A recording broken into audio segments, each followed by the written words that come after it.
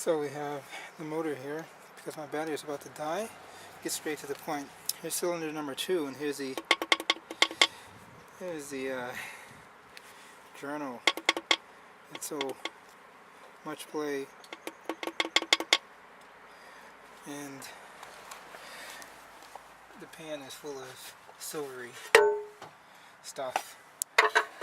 So obviously there was some major damage. The other cylinders are fine, and that's the inside. But man, that's terrible. Oh, where are we? There we go. Lots of play right there.